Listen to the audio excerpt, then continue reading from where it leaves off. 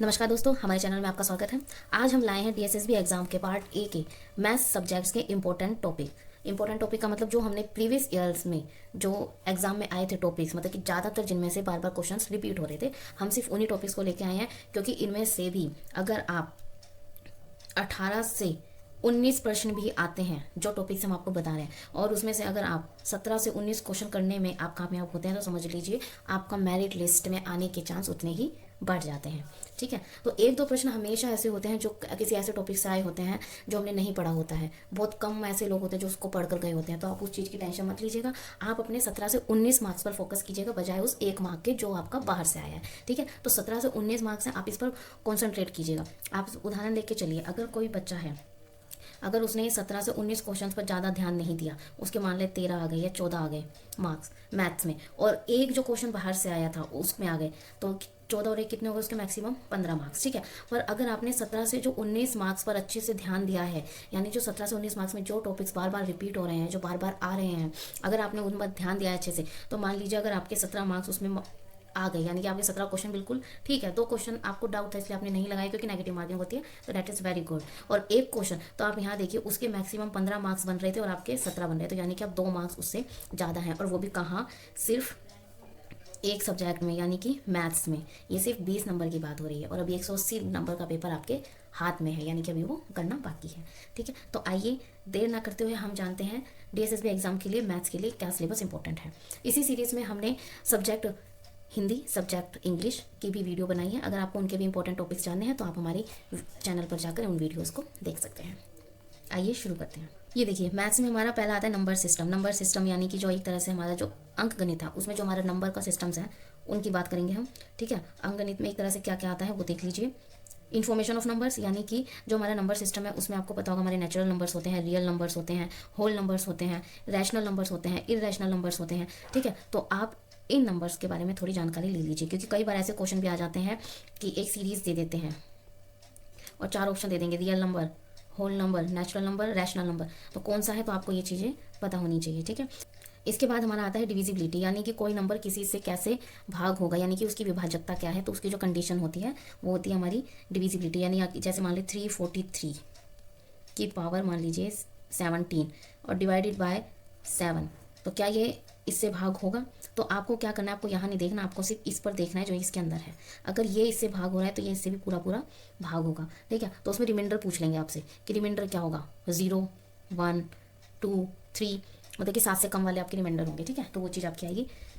आइए नेक्स्ट चलते हैं, रिमाइंडर थ्योरम और यूनिट डिजिट। रिमाइंडर थ्योरम का मैंने भी आपको बताया था। अब ये आता है हमारे यूनिट डिजिट। इसमें हम देख लेते हैं जैसे 343 की पावर 17, तो इसकी यूनिट डिजिट बताइए। ऑप्शन आपको 4 ऑप्शन दे देंगे। ठीक है, इस टाइप में क्वेश्चन आएंगे। फिर आता है हमारा फैक्टर्स। फैक्टर्स हमारे क्या होते हैं, जैसे कोई भी नंबर दे देंगे आपको, कहेंगे कि इसके फैक्टर्स नहीं है। ठीक है, 4 ऑप्शन दे देंगे तो आपको वो आना चाहिए। तो फैक्टर्स हम कैसे निकालते हैं, ज़्यादा यूजुअली अगर हमें कोई ट्रिक नहीं पता तो हम एलसीएम मेथड से फैक्टर्स निकालते हैं। ठीक है, या फिर कई बार मान लीजिए आपको एक नंबर दे दिया तो पूछेंगे इसके कितने फैक्टर्स हैं, नंबर फैक्टर्स पूछ लेंगे, कुछ भी 4 ऑप्शन दे देंगे और इनमें से बताइए कौन सा ठीक है या नहीं। ये मैंने एग्जांपल के लिए दिया था, मुझे नहीं पता ये ठीक है या नहीं है इसके ऑप्शंस। ठीक है, तो ये देखिए मल्टीपल्स। मल्टीपल्स क्या होते हैं, मल्टीपल्स होते हैं गुणनज। ठीक है, जैसे 5 है, 5 के मल्टीपल क्या होंगे, 10, 15, 20। एक तरह से मल्टीपल्स का मतलब क्या हो जाता है, उसका टेबल। ठीक है, उसका क्या हो जाता है, टेबल। फिर आता है हमारा एचसीएफ और एलसीएम। एचसीएफ होता है हमारा हाईएस्ट कॉमन फैक्टर, यानी कि अगर हम देखें तो एग्जांपल लें 10 और 15, तो इनमें से हमें एक ऐसी चीज़ देखनी होगी, जैसे 10 के हम कर लेते हैं इसमें फैक्टर 2 और 5, और इसमें हम कर लेते हैं 3 और 5। ठीक है, तो हाईएस्ट कॉमन फैक्टर, तो दोनों में से देखो 2 ही फैक्टर, दोनों में 2 2, इसमें से हाईएस्ट कौन सा हो गया, 5, इसमें से कौन सा हो गया, 5, तो दोनों में जो हाईएस्ट है वो क्या है, 5। अगर किसी में कोई भी कॉमन नहीं होता है तो वैसे हमारे जो फैक्टर है वो ऐसे होते हैं, कोई भी कॉमन नहीं होता है तो दैट इज़ 1। ठीक है, जो प्राइम नंबर्स होते हैं उनमें कोई भी चीज़ कॉमन नहीं होती तो उनका एचसीएफ हमेशा 1 आता है, और ये क्वेश्चन कई बार पूछा भी गया है। ठीक है, तो ये हमारा हो गया एचसीएफ। एलसीएम क्या होता है, आइए देखते हैं 10 और 15। तो इसमें देखिए हमने करा 1, 2, 5, 1, 3, 5। तो एलसीएम क्या होता है, लोएस्ट कॉमन मल्टीपल। ठीक है, वो फैक्टर होता है, ये होता है मल्टीपल। तो लोएस्ट कॉमन मल्टीपल, अब देखो 1 आ गया, 2 आ गया और 5 आ गया। इधर से 1 हमने ले लिया, 3 आ गया, 5 हम ले चुके हैं, तो यानी कि सारी चीज़ हमें एक एक बार लेनी है। तो 5 दूनी 10 और 10 दिया 30, तो यानी कि इसका जो मल्टीपल वो सॉरी एलसीएम है वो क्या होगा हमारा 30। ठीक है, आइए आगे देखते हैं। फिर आता है हमारा अर्थमेटिक एबिलिटी, जिसमें हमारा एडिशन, सब्ट्रैक्शन, मल्टीप्लिकेशन, डिवीजन, ये सारी चीज़ें होती हैं। ठीक है, ये सिंपल बेसिक चीज़ें हैं। ठीक है, जैसे आपको इसमें पता होना चाहिए, जैसे इसमें जैसे डेसिमल है, फ्रैक्शन है, तो हम उनको कैसे ऐड करते हैं, उनको कैसे सब्ट्रैक्ट करना है, ये वाली बेसिक चीज़ें। ठीक है, डेसिमल है उसको हम कैसे प्लस करते हैं, जैसे कई बार मैंने क्वेश्चन देखा है, ये आता है। ठीक है, प्लस में लिख देंगे 99.99 प्लस 99.999। तो अब इसमें जो देखिए कि डेसिमल, इसमें काफ़ी बच्चों के आंसर रॉन्ग होते हैं। कईयों को थोड़ा डेसिमल प्लेस का नहीं पता होता है, तो आपको जो डेसिमल प्लेस की जो बेसिक वैल्यू है आप उसको समझिएगा। ठीक है, फिर उसके बाद आता है हमारा सिंप्लीफिकेशन। सिंप्लीफिकेशन में आपका सिंपल क्वेश्चन दे देंगे, जैसे 1/2 जमा 3 की पावर 4 5 की पावर 2, ये आपको सिंपल क्वेश्चन दे देंगे और फिर इसके 4 ऑप्शन दे देंगे। ठीक है, या फिर आपको दे देंगे √81। मतलब कि आपको सिंप्लीफाई करना है, यानी कि जो भी आपने बेसिक अपने एडिशन, सब्ट्रैक्शन, ये सारी मल्टीप्लिकेशन, ये सारी चीज़ें पढ़ी हैं, आपको उसमें इसको ऑपरेट करना है। ठीक है, नेक्स्ट आता है हमारा shirts and indices. Shirts and indices क्या होता है हमारा, हिंदी में मुझे इसका नहीं पता है। सर्ट्स एंड इंडिसेस क्या होते हैं, बताते हैं आपको। ये जैसे 81 है, अब जो 81 है इसको हम 9 की पावर 2 भी लिख सकते हैं। ठीक है, 9 × 9 81 है, इसको हम क्या लिख सकते हैं, 3 की पावर 4। ठीक है, ये और फिर और इसी में हमारा आता है दूसरा, क्या आता है, जैसे 3 की पावर 3, तो ये क्या हो गया हमारा 27। तो यानी कि इनको सिंप्लीफाई करना, यानी ये एक दूसरे के क्या होते हैं, रेसिप्रोकल। या तो इसको इसमें कन्वर्ट करना है या फिर इसको इसमें कन्वर्ट करना है। ठीक है, नेक्स्ट हमारा आता है एवरेज। एवरेज का क्या होता है, जैसे मान लीजिए 5 नंबर दिए हुए हैं, कोई भी 5 नंबर आप ले लीजिए। ठीक है, तो इन सभी नंबर्स को ऐड करना है। ठीक है, और जितनी ये नंबर ऑफ टर्म्स हैं 5 हैं, तो उनसे डिवाइड कर देना है, तो वो आपका आ जाएगा एवरेज नंबर, यानी इनके बीच का नंबर। और जो एवरेज नंबर होता है वो हमेशा जो लोएस्ट नंबर होता है, जो हायर नंबर होता है, उसके बीच में ही लाई करता है, ना इससे ज़्यादा आता है ना इससे कम आता है। ठीक है, ये मैथ्स का मैजिक है। आता है हमारा रेशियो एंड प्रोपोर्शन। रेशियो क्या होता है, रेशियो 2 चीज़ में होती है, जैसे 3:4, that is your ratio. Proportion क्या होता है, जैसे 4:3, proportion 4:6, something like that. Okay, फिर आता है हमारा परसेंटेज। परसेंटेज जैसे कि हम आज तक करते आए हैं हमेशा, 8th में इतनी परसेंट है, 9th में इतनी है, 12th में इतनी है, BA में इतनी है, तो परसेंटेज का आना चाहिए। ठीक है, तो परसेंटेज का हम कैसे निकालते हैं, जो सिंपल चीज़ है, जैसे मान ली मेरे 100 में से 95 मार्क्स आए, ये तो हमारे मार्क्स हो गए। अगर हमें परसेंटेज निकालनी है तो हम क्या कर देते हैं, 100 से गुना। 100 से गुना क्यों करते हैं, यानी कि हम निकालें परसेंटेज, यानी कि सेंट पर, यानी हर 100 पर कितना है उसका पार्ट।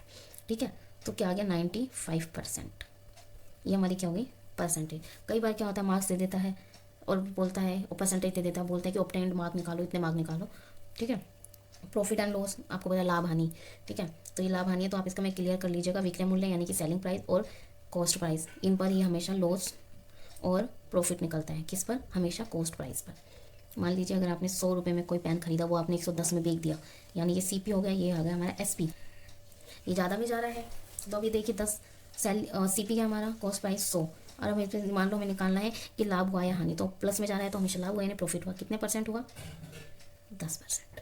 ठीक है, फिर आता है हमारा डिस्काउंट। डिस्काउंट क्या है, जैसे मान लो किसी ने कोई चीज़ 125 की थी, उसको उस पर 25% डिस्काउंट मिला, ये इसका प्राइस है, और उसको 25% डिस्काउंट मिला, तो बताइए 25% मिलने के बाद वो उसको कितने रुपए में पड़ेगी। Simple interest and compound interest, यानी कि जो आपका सिंपल होता है, ठीक है, यानी कि जो भी प्रिंसिपल है उस पर रेट और टाइम, और यानी कि जो भी आपका प्रिंसिपल है सिर्फ उसी पर ब्याज लगना, डेट इज सिंपल, यानी कि साधारण ब्याज। कंपाउंड इंटरेस्ट क्या होता है कि जो आपका प्रिंसिपल है पहले साल में उस पर लगता है ब्याज, वो सिंपल ब्याज लगेगा पहले साल। सिंपल ब्याज और कंपाउंड इंटरेस्ट दोनों सेम होते हैं। ठीक है, फिर उस पर जो कंपाउंड इंटरेस्ट पहले साल का आता है, यानी फर्स्ट ईयर का, ये पूरा हम प्लस कर देंगे। ठीक है, तो ये हमारा क्या बनता, ये हमारा अगले साल के लिए बन जाएगा प्रिंसिपल। ठीक है, ये हमारा अगले साल के लिए प्रिंसिपल बन जाएगा, यानी कंपाउंड इंटरेस्ट इसमें क्या होता है, ऐड हो जाता है। अब यहाँ देखिए कंपाउंड इंटरेस्ट था एक तरह से, कंपाउंड इंटरेस्ट यानी सिंपल इंटरेस्ट फर्स्ट ईयर के लिए दोनों सेम होते हैं। प्रिंसिपल में कंपाउंड इंटरेस्ट ऐड कर दिया, फिर उस पर इंटरेस्ट लगता है, तो यानी कि इंटरेस्ट के ऊपर इंटरेस्ट, एक तरह से क्या होता है, चक्रवर्ती ब्याज। ठीक है, फिर आता है हमारा टाइम एंड डिस्टेंस, यानी कि स्पीड। इतने टाइम में ये चीज़ इतनी डिस्टेंस कवर करिए, इसकी स्पीड निकालिए। या फिर जो हमारा ट्रेन और प्लेटफॉर्म के क्वेश्चन आते हैं वो भी हमारे इन्हीं से ही होते हैं। ठीक है, क्योंकि टोटल डिस्टेंस और टाइम जो ले रही है वो ट्रेन की स्पीड है, या फिर डिस्टेंस और स्पीड बता देंगे, टाइम निकालना है कि कितनी देर में पुल पार करेगी, आदमी को पार करेगी। ठीक है, फिर आता है time and work. Time and work यानी कि 2 मजदूर एक काम को 4 दिन में करते हैं, या तो 4 मजदूर कितने दिन में करेंगी। तो ये देखिए, अगर मैन पावर है तो कम है तो टाइम हमें ज़्यादा लगता है, अगर मैन पावर ज़्यादा हो गई तो टाइम हमें क्या लगेगा, कम लगेगा। ठीक है, ये कम लगेगा टाइम अगर आप मैन पावर बढ़ा देते हैं तो। आता है हमारा बोट एंड स्ट्रीम। कई बार ये आ जाता है, कई बार ये नहीं आता है। अगर आप इसको नहीं भी करेंगे तो भी आपका चल जाएगा, पर ये कि बशर्ते आप इन सारे टॉपिक्स को आप पूरा कर लीजिए। ठीक है, नेक्स्ट आता है हमारा अलजेब्रा। तो बेसिक फॉर्मूले आपको अलजेब्रा के आने चाहिए, जैसे ए प्लस बी का whole square, A minus B का होल स्क्वायर, ठीक, ए प्लस बी का whole square, A minus B का होल क्यूब, ये सारी चीज़ें आपको आनी चाहिए। ठीक है, square root and cube root, square root and cube root आपको आना चाहिए। जैसे ए क्यूब है, ठीक है, तो इसका क्यूब रूट है, तो यहाँ भी 3 है, यहाँ भी 3 है, कैंसिल होकर क्या बन जाता है ए। तो ये चीज़ आपको आनी चाहिए। पोलिनोमियल, पोलिनोमियल क्या होते हैं हमारे, जैसे 3x² plus x minus 1 is equal to this, ये हमारा क्या होता है पोलिनोमियल। नेक्स्ट आता है हमारा ज्योमेट्री, जिसमें लाइंस एंड एंगल्स। लाइन किस तरह की है, ठीक है, एंगल्स, एंगल्स की हमारी जो टाइप है वो ऑब्ट्यूज, एक्यूट, ये वाले। फिर आते हैं हमारे ट्राइंगल्स, ठीक है, ट्राइंगल की भी अलग अलग प्रॉपर्टीज़ होती है, तो वो चीज़ आपको आनी चाहिए। फिर आते हैं क्वाड्रिलेटरल्स, क्वाड्रिलेटरल, ठीक है, ये हमारे क्या होता है क्वाड्रिलेटरल। फिर आता है हमारा सर्कल, तो यानी कि जो सर्कल है उसकी प्रॉपर्टी, सर्कल का डायमीटर, ठीक है, ट्राइंगल का एरिया, सर्कल का पेरीमीटर, ये सारी चीज़ें हमें इसमें आनी चाहिए।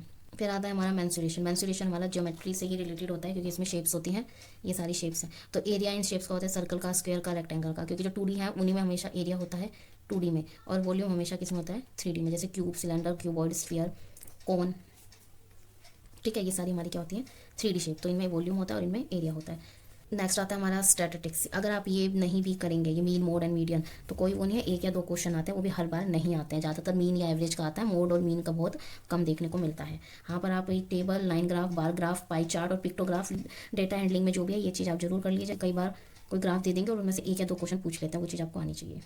वीडियो देखने के लिए आपका थैंक यू। अगर आपको वीडियो पसंद आई तो लाइक कीजिएगा, कमेंट कीजिएगा और अपने दोस्तों के साथ शेयर कीजिएगा, ताकि आगे आने वाली वीडियो का अपडेट आपको टाइम से मिल जाए। और ध्यान रखिएगा, आपको स्मार्ट वर्क करना है प्लस हार्ड वर्क, सिर्फ हार्ड वर्क से काम नहीं चलेगा, स्मार्ट वर्क और हार्ड वर्क के साथ। ठीक है, ऑल द बेस्ट गाइस।